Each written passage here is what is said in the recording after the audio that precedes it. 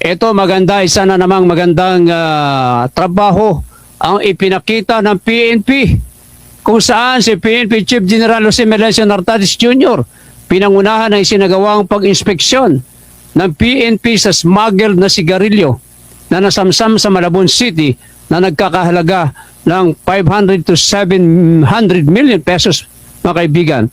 So talagang ang PNP ngayon ay talagang kumikilos at nilalabanan ang mga katiwalian na dapat masugpo ng PNP.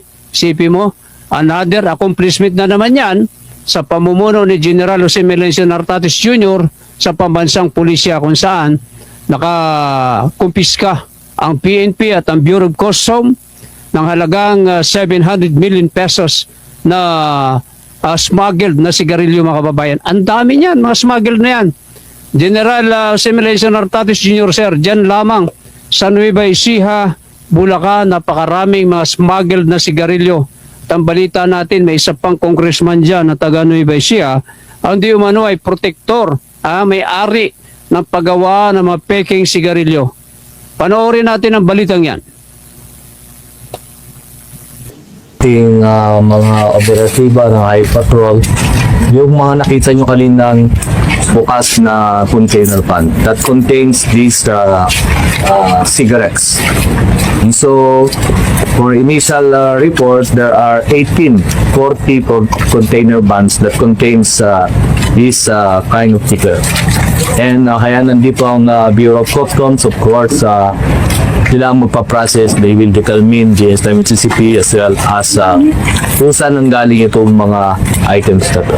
Makikita niyo kanina, there are 18, but still, all of these container vans on our back will be subjected to search by the Bureau of Customs as well as the PNP LMX. Especially the Highway Patrol and as well as the PNP CIDG.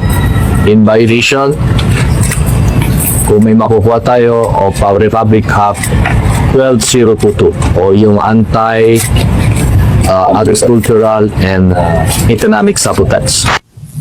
Tama yan. Ayan, mga kaibigan, mabuhay ang PNP sa panguna ni General Jose Melencio Nartates Jr., HPG Chief Brigadier General Hansel Marantan at sa Bureau of Customs na magtutulong-tulong upang ma-inspeksyon yung smuggled cigarette na yan. Congratulations, General Jose Melencio Nartates Jr.